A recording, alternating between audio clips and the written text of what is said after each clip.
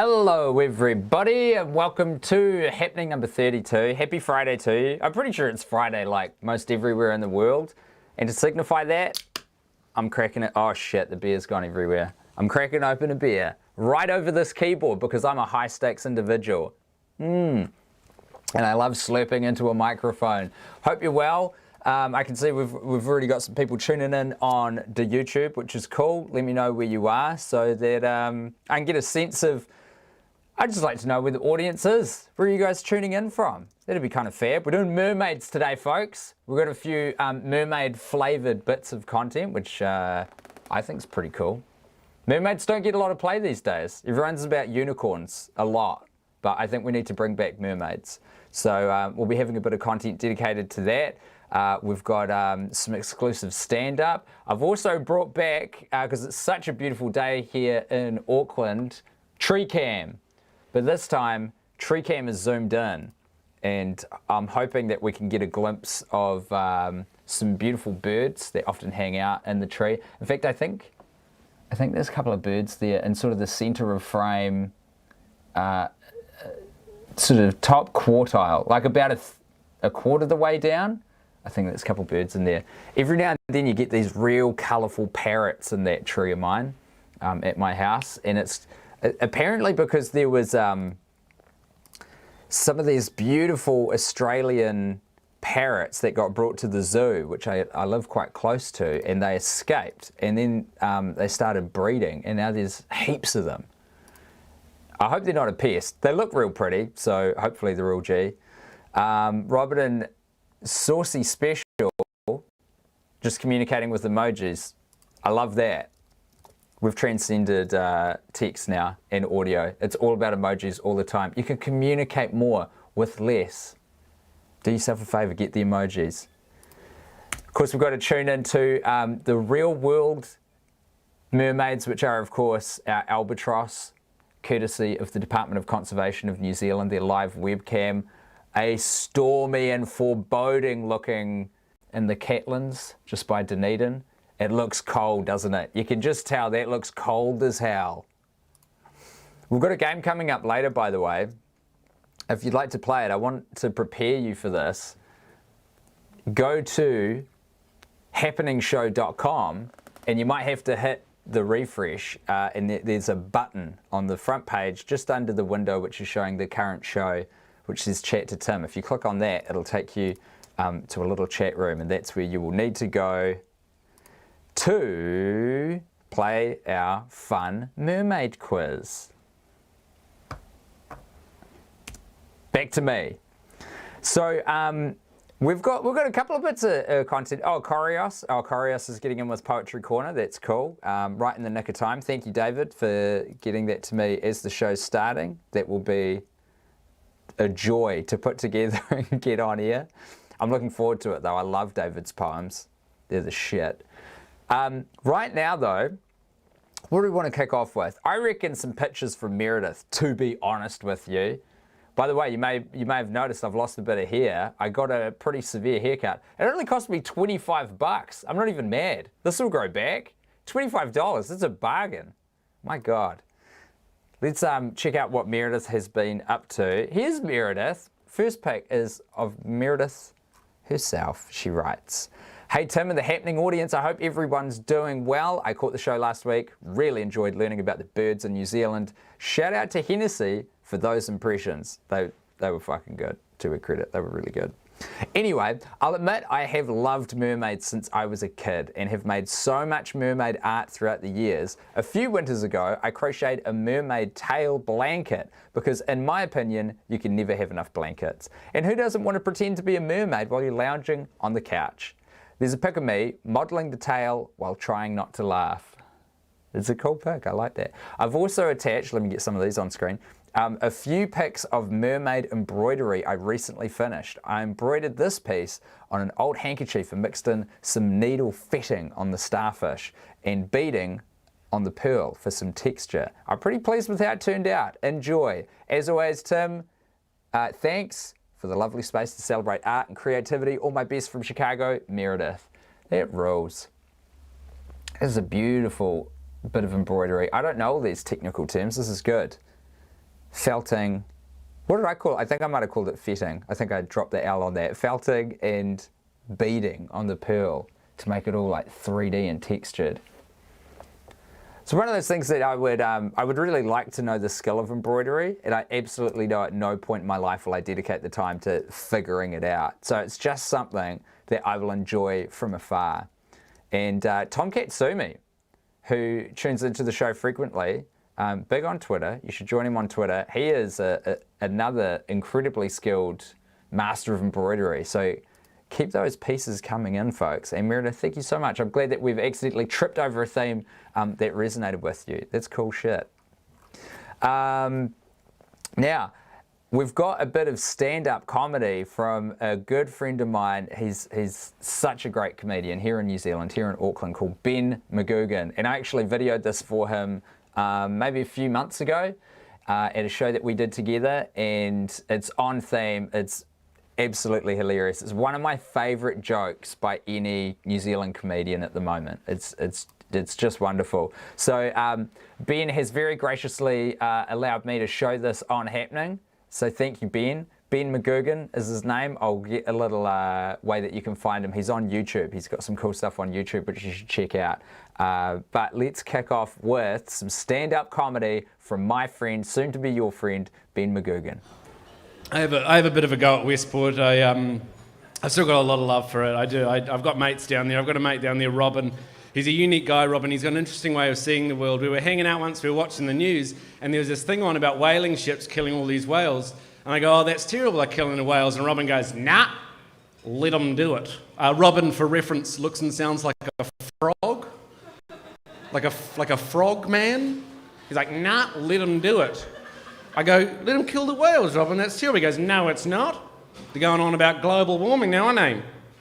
Ice caps go down, water goes up. Kill all the whales, water goes down. And it's one of those things that's so dumb it could be true, you know, and like, you don't want to call it out because then you look like an asshole. So all I said was, oh, I've never thought about it like that, which is true because it's the dumbest shit I've ever heard. I've got another mate down south. She recently commented on Facebook. I need this. I'm not just bored. She commented on Facebook. She commented on they're making those live-action Disney remakes of the old Disney cartoons, right? And they're doing one for The Little Mermaid. And they're doing The Little Mermaid. And the new one, Ariel, the titular Little Mermaid, is black. And my friend commented on the announcement of the actor playing Ariel. She goes, no. This doesn't make any sense. This isn't about race. Mermaids live at the bottom of the ocean. There's no way there'd be enough light for them to have melanin to be black. And then in all capitals, it's science. You know, it's not that she's a racist, it's just she likes logical, scientific, reasonable narratives and The Little Mermaid. You know? It's not that she's a racist, it's just light can't really filter down beyond about 200 metres below the surface of the water. We're assuming the film takes place in some kind of fictionalised Danish kingdom, which would put the setting in or around the north of the Baltic Sea, making the seafloor about 500 to 700 metres below the surface of the water. There's no way you're going to get the kind of UV build-up you need for a hominid species to produce enough melanin to have a noticeably darker pigment. It's not that she's a racist. And sure, the film itself is quite well lit. We can see a lot of what's going on, despite the fact that it takes place in the darkness of the seafloor. But it's not that she's a racist. There's plenty of creatures that can produce an electric current, that could power some kind of organic light source, a protuberance of some sort, or maybe everything's covered in a film of bioluminescent bacteria. It's not that she's a racist. And sure, Ariel is a little mermaid, and that does go against our understanding of deep-sea life and the tendency for deep-sea life to grow quite rapidly and be larger than their cousins that live closer to the surface, a phenomenon commonly referred to as abyssal gigantism. But it's not that she's a racist. There's plenty of evidence to suggest that a more compact frame could help an organism deal with the pressures of deep-sea life. And yeah, there is an octopus that plays the drums.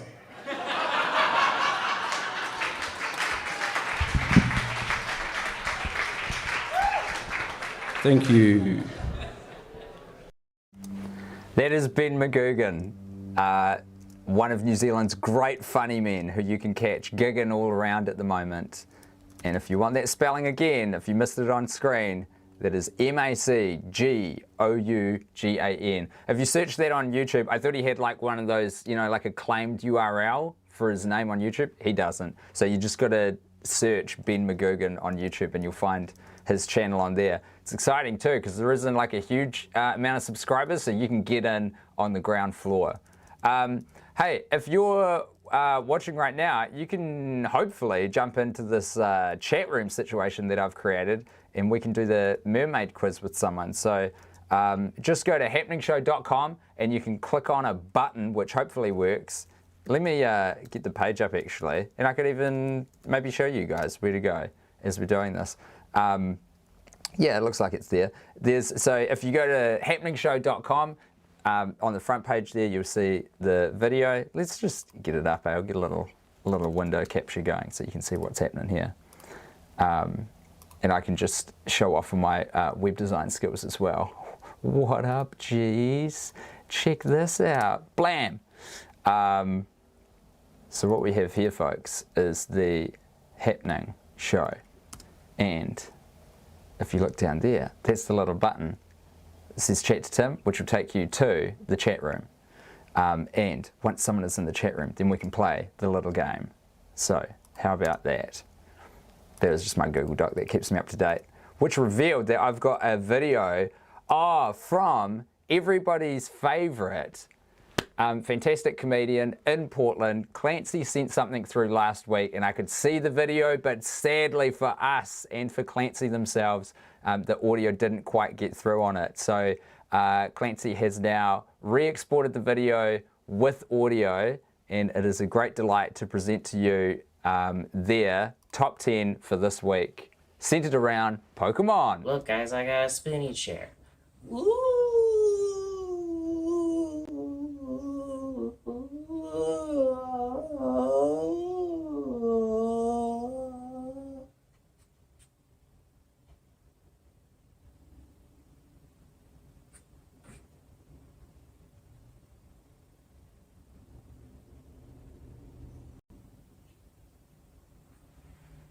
It's time for the list of the week. Number 10, Gotharita. Get your big titty goth girlfriend out of my Pokemans. Number 9, a sexy pine cone. Holy moly, that pine cone can get it. If that pine cone were here right now, I would be like, hey pine cone, you want to do sex stuff? And then I would fuck that pine cone. That being said, still a pine cone, so thank you, next. Number 8, the really big fat one. Look, I like the guy. That's why he gets to be in the top 10. But he is always in the way. And this isn't a body shaming thing. Beautiful at every size. But if you are as big as a road, maybe don't lay in the middle of one. Side note, the Poke Flute. Is that like a weenie whistle type of shit? Like a loud, like a tweet? I don't know about you, but I feel like flute music is usually pretty soothing. It would not be my go-to for wake-em-ups. Number 7, Lady Gaga. Oh, oh, oh,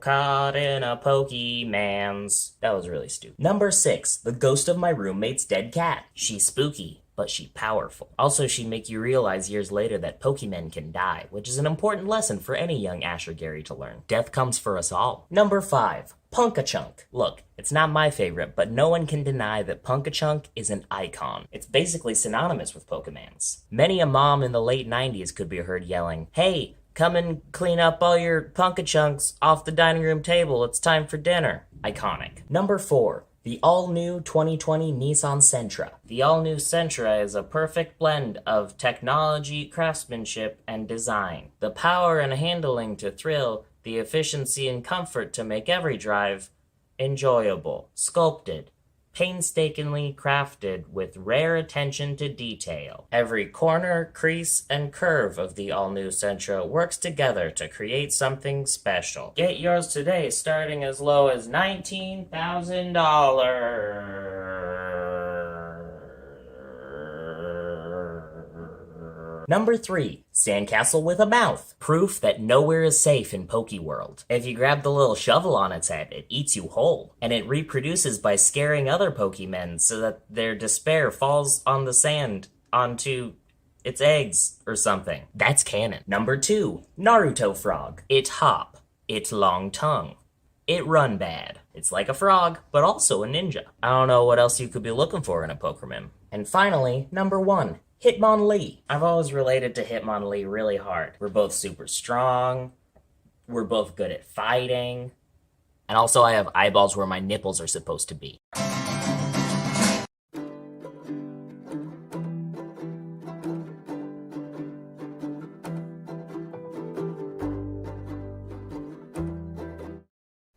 That was Clancy. Thank you so much for sending that in, especially the second time with the corrected audio. God damn it, I love those videos. And I also love that Renee Church is on the show with us. Hey Hello, Renee, how you everyone. doing? It's good to be here. Another fabulous member of our New Zealand comedy fraternity. Sorry, I've just turned your volume up a little bit, Renee, because I think you're a bit quiet. Sorry, I'll try project. Hey, that ain't on you. That's on Timbo. That's Okay. my bad. Right. How you doing? What's going on? I'm good. I'm good. Enjoying level 1. How have you been? Good, man. You might be able to see over my shoulder, there's a little clue as to what I've been spending a lot of my time doing. That's an out of focus shot of Chloe Swarbrick from a poster that I had love to take it. down. Because all the rules say that we've got to take all the posters down now. All of the stuff's got to go until we've got, like 24 hours left or something until we've got a new Prime Minister? Yeah, you're Or, allowed to or it's the same one? I mean, probably the same one. And I think they're called Prime Ministresses. I couldn't quite it's pull like that off. comedian. It's a bit... Didn't quite work. Didn't quite work at all. Have you been up to much, Renee? Have you just been chilling?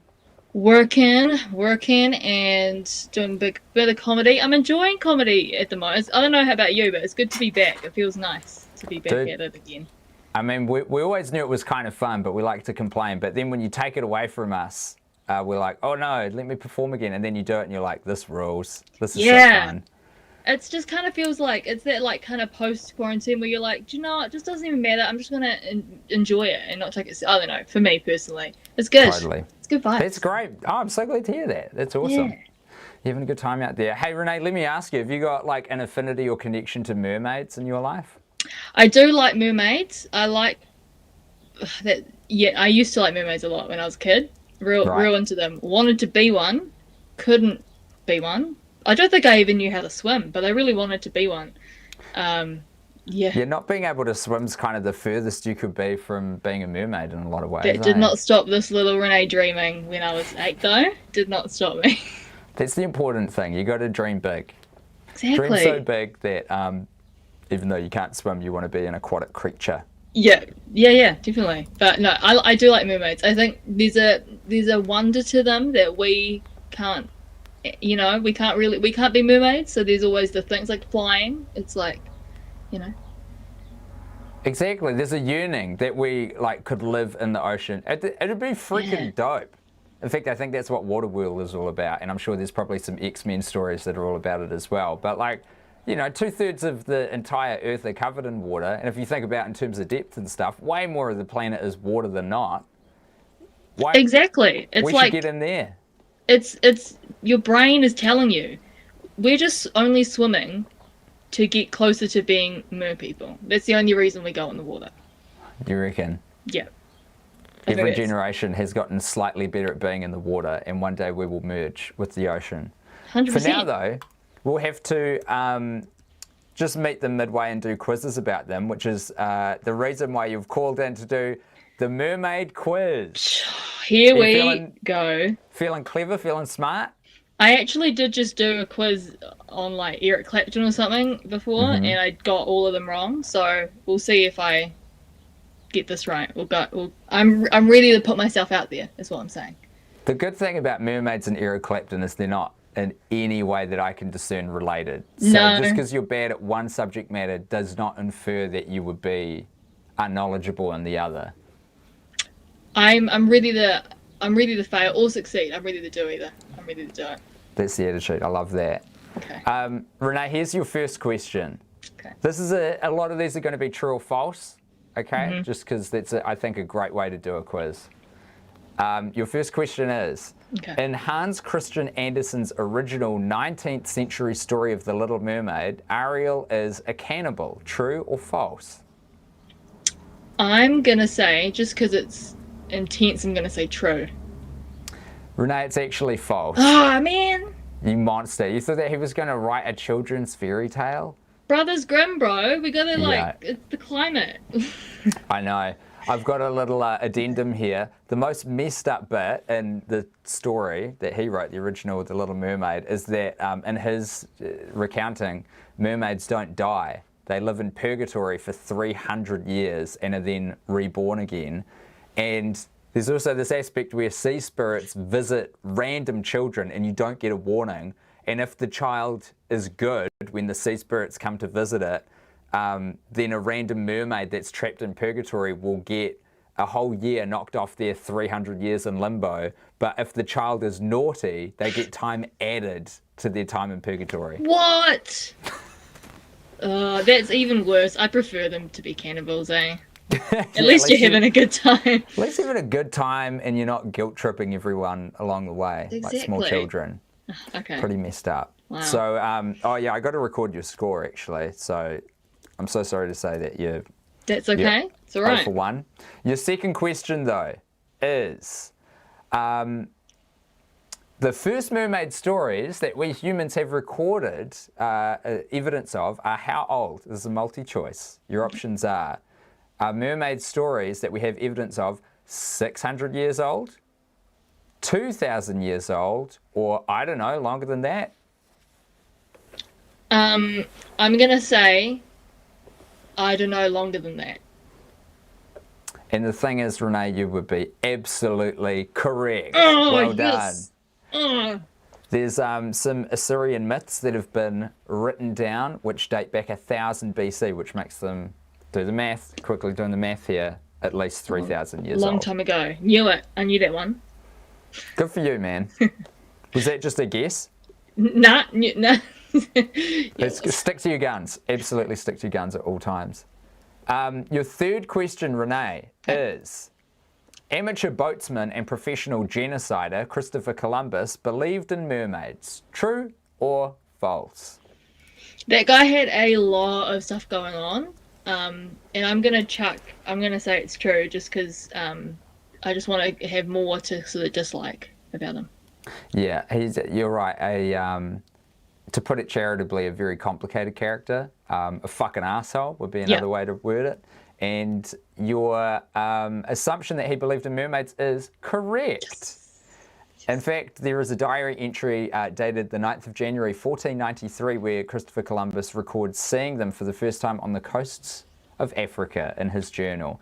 But he said they weren't sexy like all the mermaids he'd been hoping to meet were. Damn. That they were actually kind of gross. Well, that sucks for him because they probably didn't want to sleep with him anyway. Those Yeah, imaginary exactly. mermaids. Take that, Christopher Columbus. Mermaids don't want to fuck you. Exactly. Oh So my you god. just have to Okay, think great. about Cool. it. I'm on. Okay, this is I'm coming back. It's all right. You're doing great. You're doing really well. Who was your last quiz about again? Eric I was going to say the Clapton. boss, I don't that right? Slow hand. Love it.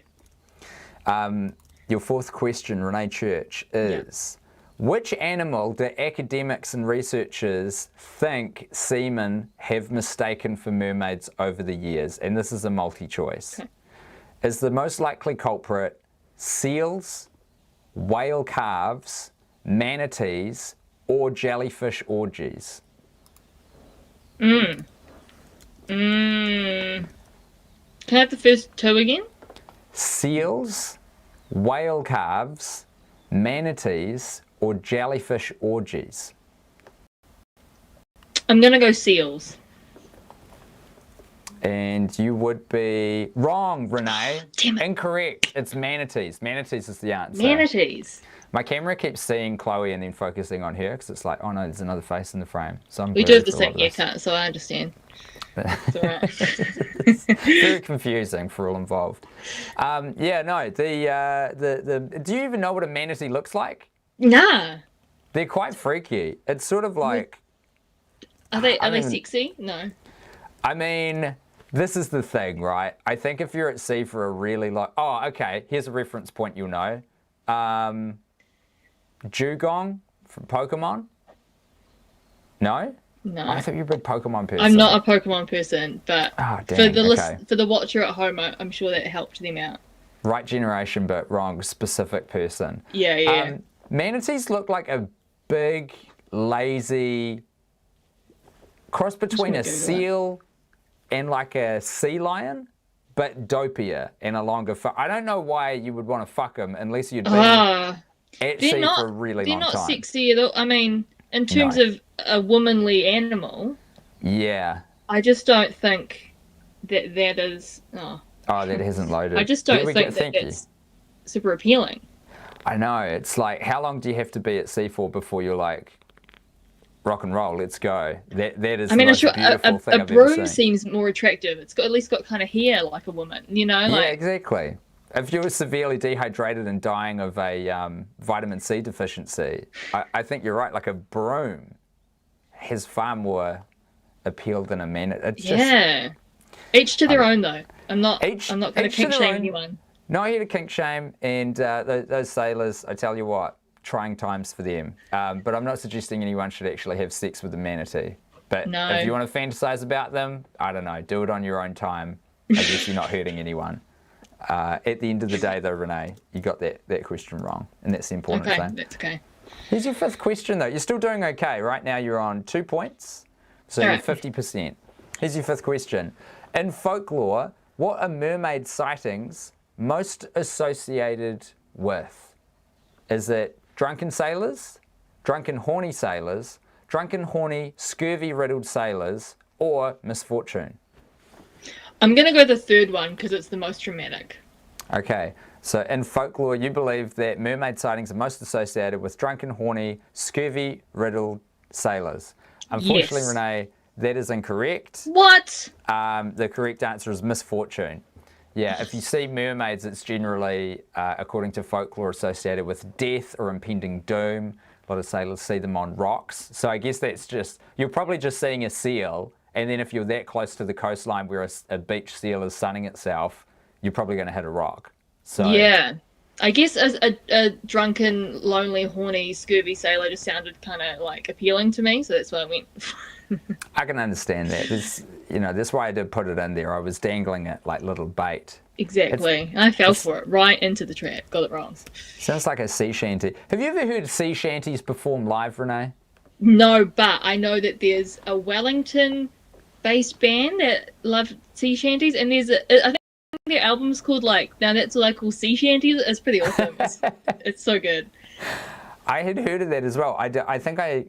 There's a guy who's part of a sea shanty society in Auckland. Oh, he moved away, but he was in Auckland. He used to brew beer up here, which is exactly what you would expect, right? Yeah.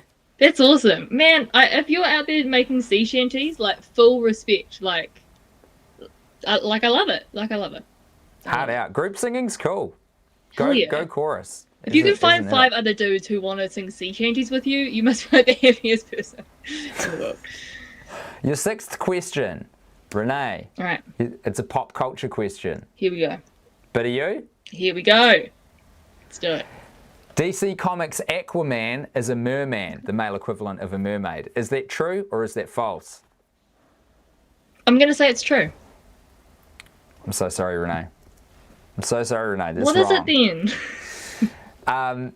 Aquaman, according strictly to the canon of the DC Comics universe, is not a mer person, but mer people do exist in Atlantis, and he is an Atlantean, I think is what you say. Okay. But he is not one of them. He is not a mer person. He was, however, raised by dolphins.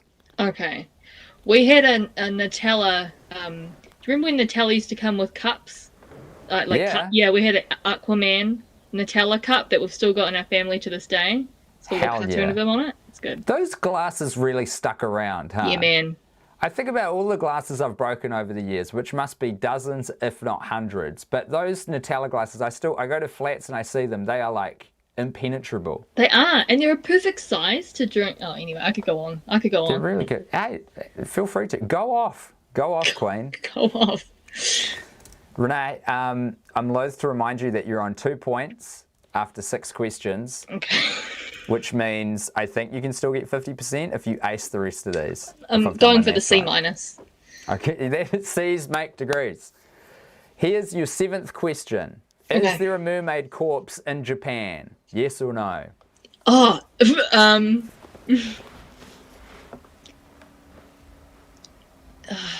yes. Yeah, you got it. Oh, It's too specific for me to put no to that one. It's too specific. yeah, that's true. That is true. Yeah. Do you want to know the story? Yes, I do. A temple in Fukuoka houses the remains of a mermaid that washed ashore, and get this, 1222, so like Whoa. 800 years ago. Its bones were preserved at the behest of a priest at the time who believed that the creature had come from a legendary palace of a dragon god at the bottom of the ocean. So he just kept them around, and they've been displayed ever since in this water, which is said to have healing properties to those who splash themselves with it. Wow. the So bones that's of- their mermaid is our farland. Yeah, you got it. Except no one stole it. No one stole that corpse. Well, not They yet. respectfully and rightfully let it be. Yeah. Interesting. Okay, cool. Got Yeah, that one. the bones have never been tested by like scientists, so they can't technically affirm that it's a mermaid. But you know, I think maybe keep it that way. Maybe they can't prove us wrong if we don't get it tested. Exactly. So well done, Renee. You're now on 3 points. Thank the Lord. All right. Thank the Lord. Praise Aquaman. 8th question. There is a cutscene from Disney's The Little Mermaid where Ariel kills a human who threatens to destroy her royal family. True or false? I am gonna say false purely because it was 1991 and we're a little bit more chill at that point in that movie. I'm gonna say false. Renee, you've aced it. You're absolutely right. Correct, Amondo. I made it up. I just thought it would be cool. That's if good it though. was- That's believable. It doesn't even need to be in the movie, but just to be like a scene that got left out of the movie that was in an original script. I think it would be a good addition. You should just start spreading that. Maybe I should. I'll just tell people. Yeah. I'm just checking in on the comments as well, Renee, while we're playing this game. And one of the commenters has brewed up some hard cider and could go for a group shanty, just to let you know. That's from Saucy Special. Group shanty. That sounds nice, eh? Yeah, man. That's the whole point, right? Is that you're singing with a bunch of people. It's beautiful. Community. A bit of community. It's what happening's all about. Love it.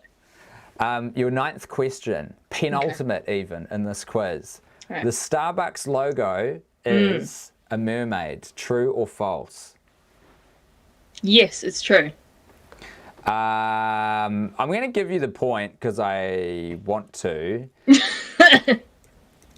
No, I won't actually. You don't deserve it. And also, you What? could still get 50% on the last question, and this creates a more dramatic narrative. What? But what is it then? If it's not a mermaid, what is it? So it is a melusine, which is, here's the difference between a melusine and a mermaid. I'm probably saying it wrong. A melusine is a female half-human that lives in fresh water and has 2 tails, which I think is actually visible in the logo from memory. And mermaids live in salt water and they have a single tail. I'm distraught over this.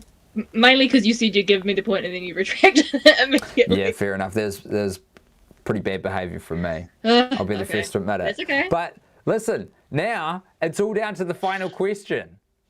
This is what TV writers create for dramatic effect, and, This is and it. we've made it in real time. True or false question. Renee Church for the win. C's make degrees. 6 countries have a mermaid on their flag. True or false? Oh, thank God you didn't ask me to name them. I'm going to say false. You're absolutely correct. Oh, You've nailed yes. it. 5 out of 10, 50%. All right. That's not too bad. So in terms of the flag question, no flags of the countries of the world have a mermaid on them. There was a Caribbean island. Now, I did look up the pronunciation just before I got on, so I want to make sure I say this right. Anguilla? Probably said it wrong.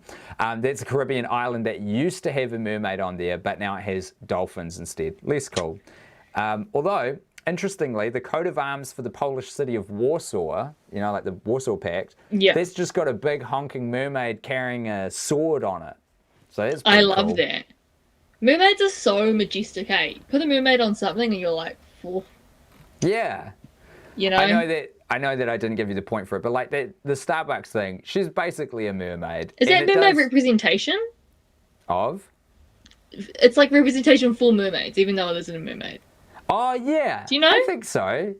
Yeah. Gets the ball rolling on mermaids. It brings mermaids into the conversation. Yeah. Yeah, I think you're right. We'll roll with that, for sure. And it just elevates what otherwise would be a very shit cup of coffee that you paid too much money for, that they dumped a load of syrup in, to something palatable. Yeah. Starbucks sucks, man. I'm celiac, and I'll go in and I'm like, do you have anything gluten-free? And they're like, no, what? And then I just don't buy from them. So that's about it. That's my experience. I got a quick question, Renee. Where is the gluten in coffee? You tell me, mate, because they can't even tell me. They're like, I don't know what that is. God damn it. They really should know that. They put so many little things. They put heaps of, there's heaps of Milos and stuff. The additives are what gets it, Mate, I worked at a Starbucks. I applied for a job at a Starbucks when I was in high school. At the time I was at McDonald's, so this was I was like, man, maybe one day I could work at a Starbucks. And I applied because there was this beautiful girl at high school who worked at the Starbucks. And then I got through an interview, and then they were like, guess what, you've got the job, you're working at Starbucks. And I was like, holy shit, here we go. And it turns out that I took her job because she left. Oh, no! But I still got a pay rise, because McDonald's don't pay very well. But also good, because you got money. But that's a sad story. Yeah, that's high school for you, though, isn't it? Man. But now you've got the secret, all the secrets about Starbucks, so joke's on them. The only secret I know really is that there's just an unearthly amount of sugar in anything that you order that diverts from a regular cup of coffee.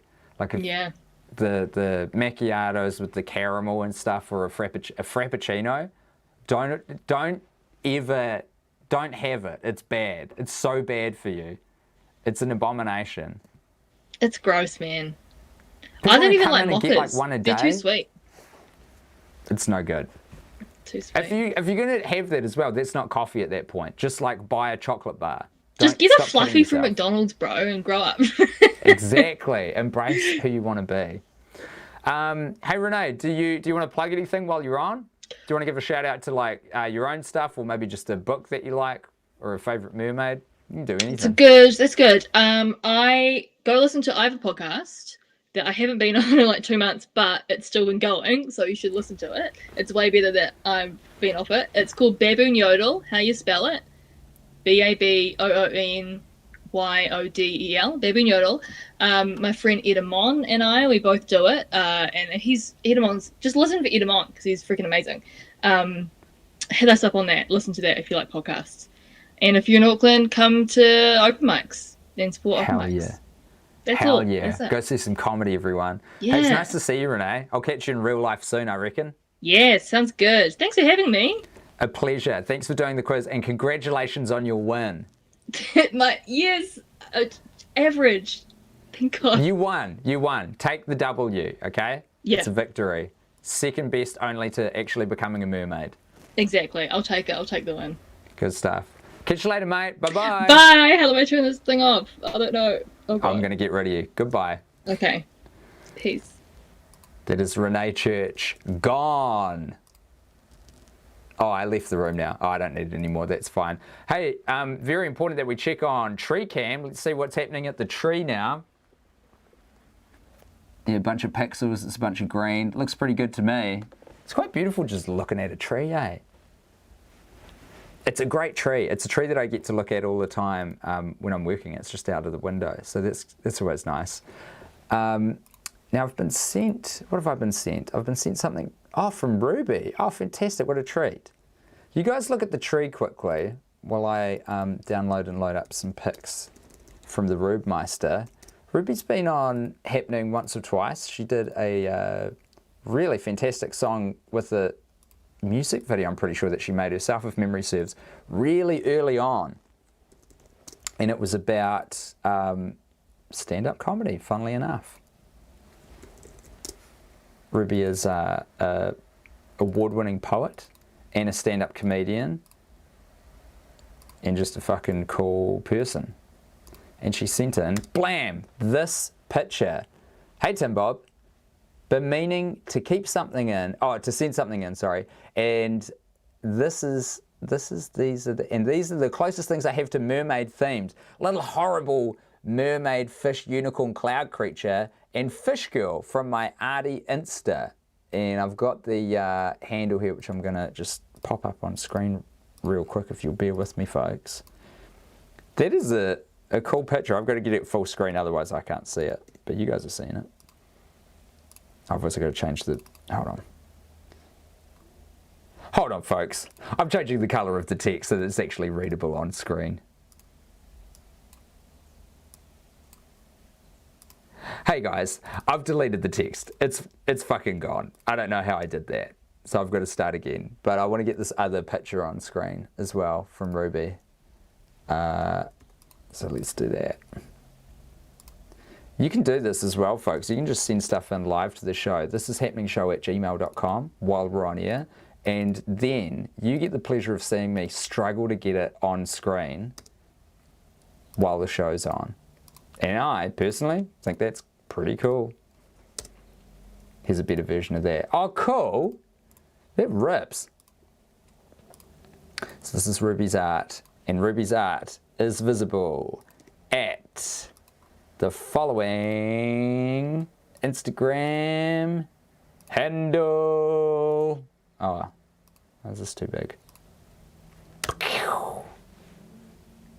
Back of Mr. Burton's class on Insta. I want to see that other one again. How do I bring that up? It's a good day to have a good day. Man, that's awesome. Now that I've got it like full screen, I can actually see what's going on. A unicorn mermaid with 4 mermaid tails for feet.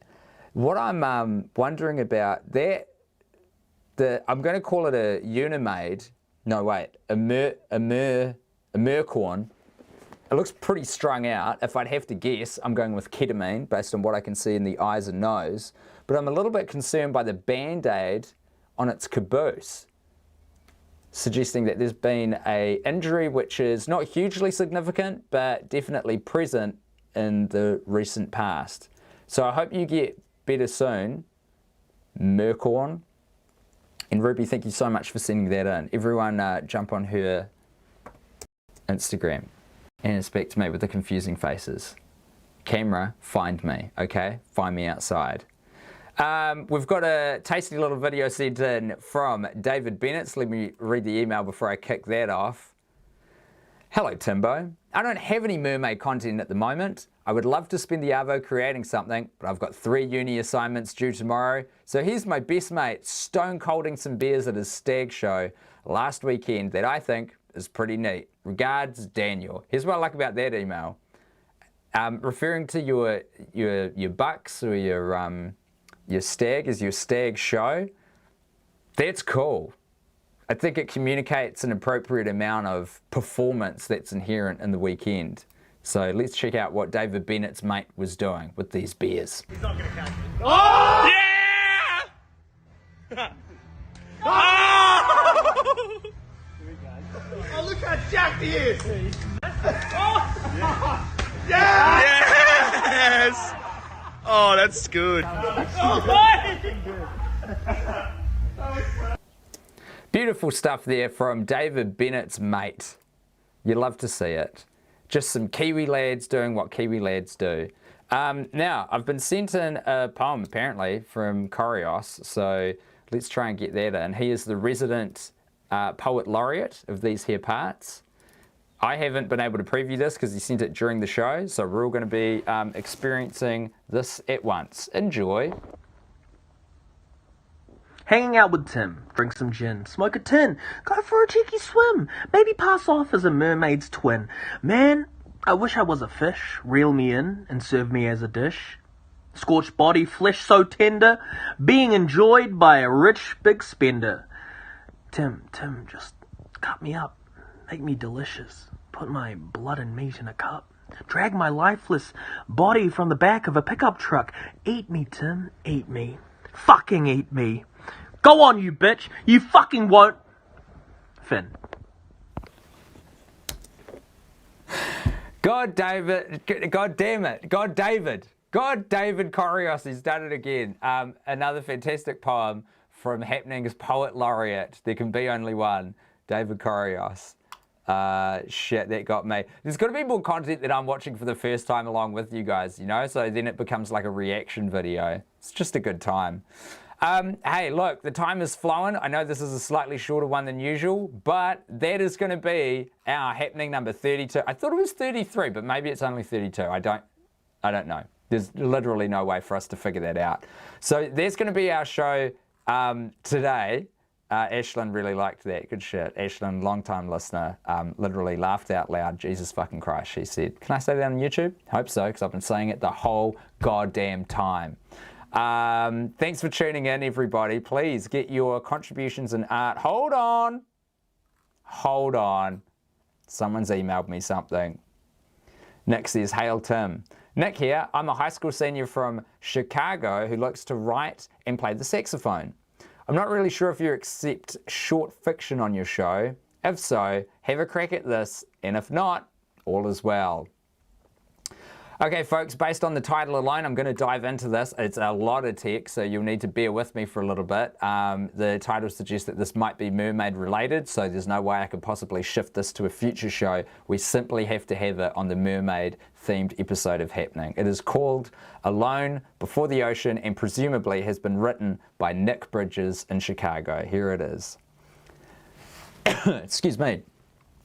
Cassidy has been walking for a long time. The trees curve high above, twisted and bare, though the arc of branches the Washington sky is grey. Through the arc. Her thin silhouette appears so pathetic and small against the vastness of the primordial woodland that surrounds her. The trees press in on all sides, ignoring the paltry boundary that is the small road leading her ever on. There is an odd silence present here, as if a blue-grey veil is draped across the world, hushing all and chilling to the bone. She drinks in this permeating cold, breathes deeply, and feels her lungs. Maybe feels? It's feels on here. And mind, it feels her lungs and mind clearer than ever before. I should never have doubted you. I'm sorry for that.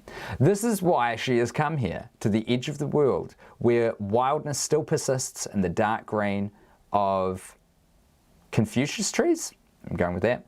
And the ceaseless roil of the ocean waves. Here she hopes to find the cure, an escape from the suffocating grasp of her life. Ooh, shit's getting dark. She seeks a world where routine is not the imperative, where the air is empty of human stench and the smog of closely packed bodies. Ahead, the trees finally see their mastery of the air and the vastness of the horizon is revealed. The ocean is endless, melding with the sky in the far distance, an unbroken wall of grey. The boundlessness takes Cassidy's breath away.